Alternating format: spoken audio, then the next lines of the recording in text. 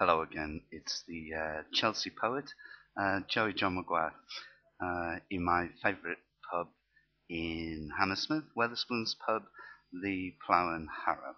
I come here quite often. About to recite my latest poem, which has the title Uniquely Different, which is going to be the title of my new book.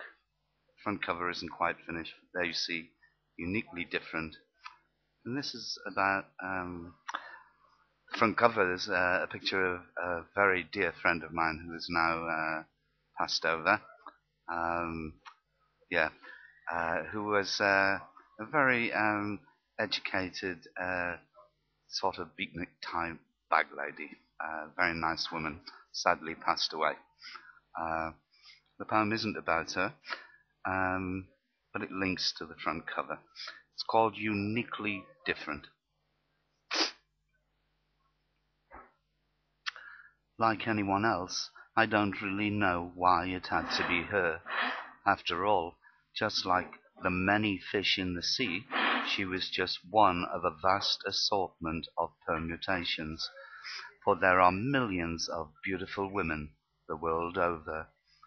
A problem for me, because my eye had always wandered, my net permanently cast, too much so.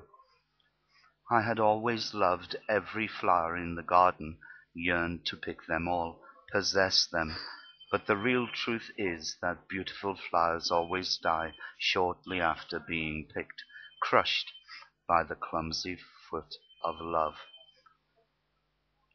I had not rushed to pick this particular lady, for there was something of a strangeness about her, something uniquely different.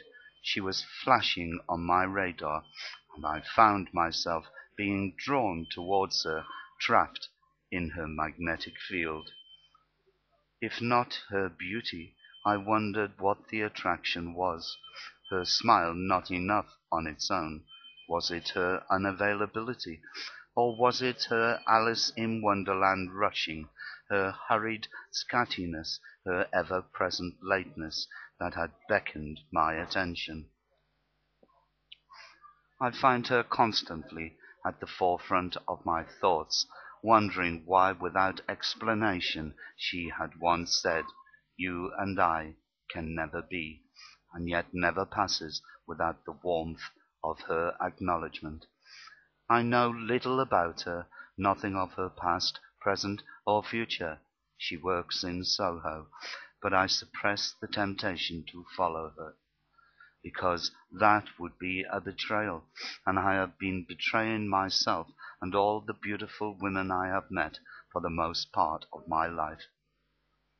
She is uniquely different, a refreshing breeze that wafts happiness in all directions. She is the jewel for which I've always been searching, that most men would die for, and I think I've loved her since I was old enough to know what love is, that being the day I set my eyes upon her. And what is life without love but simply not worth living?